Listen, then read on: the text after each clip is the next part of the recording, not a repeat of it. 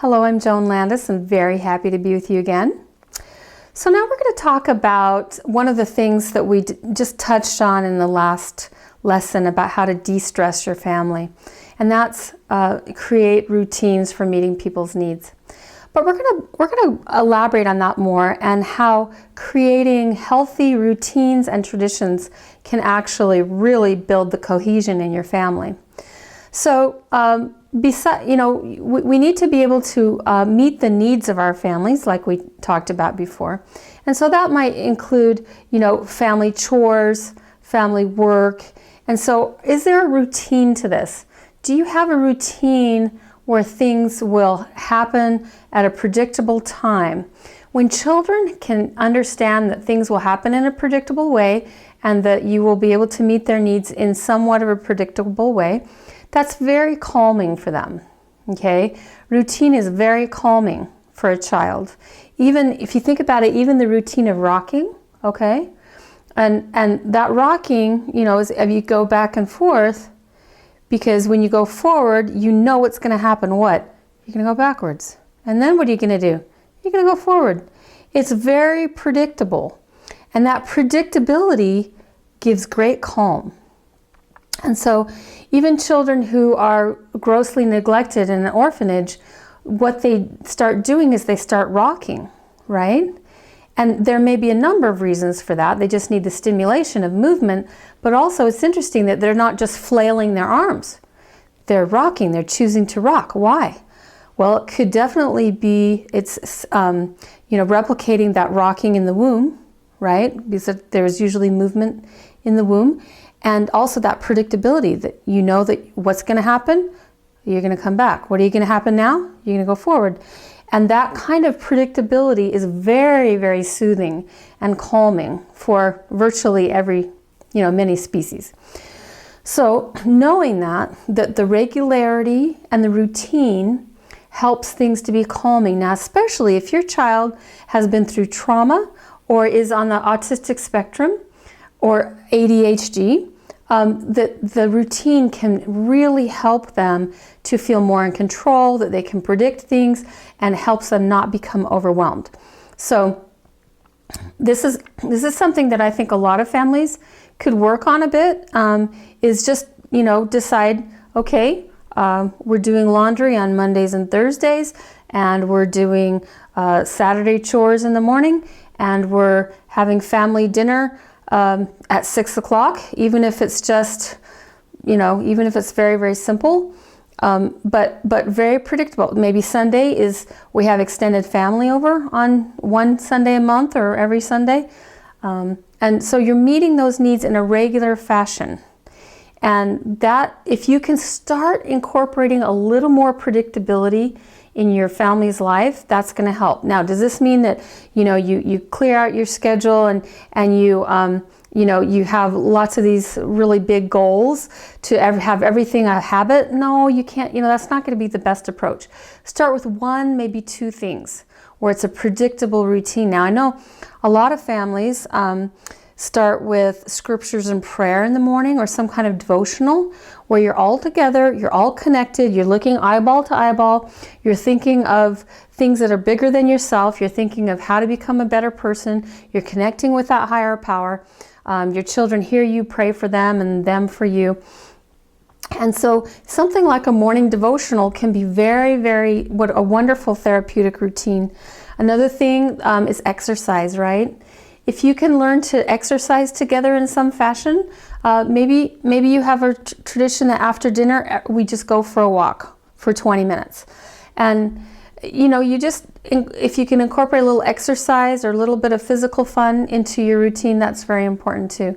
I think in this culture, a lot of times, we're so individualistic that we don't really think in terms of how can I include my spouse and my children in my routine? How can we do that?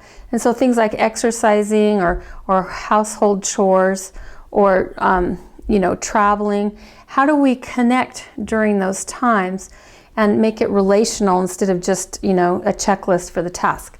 So routines can be very, very important. Now let's talk about traditions. Okay, So traditions have great power in a family to create cohesion. There's something called the nostalgia effect. And what that is basically almost anything you did as a child. And I don't care if it's a video game or a music that you heard or a favorite cartoon you used to watch or, favorite food. Anything that you do as a child that had good feelings associated with it, later on has an extra power associated. There's an extra emotional power associated with it called the nostalgia effect. And what that does is it creates this really beautiful halo around this activity. It just, your body just recalls all this pleasure that you used to have as a kid. And it really is a powerful reminder of times in the past that were really pleasurable.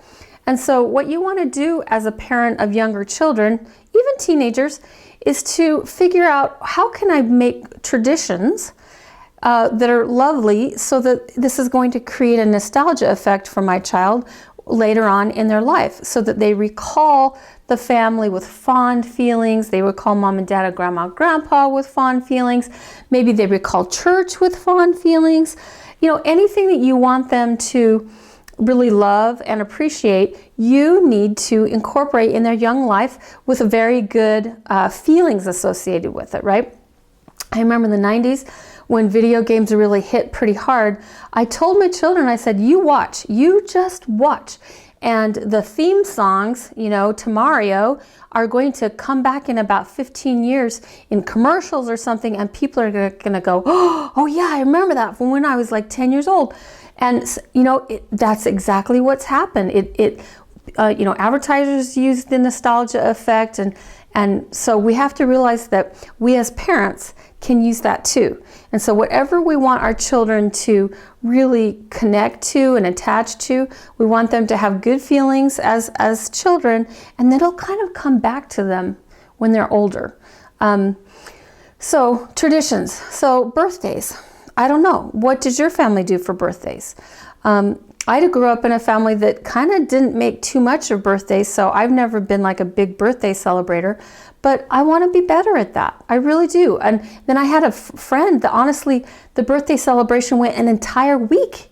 I mean, that was how they did birthdays. And I'm like, that is super cool.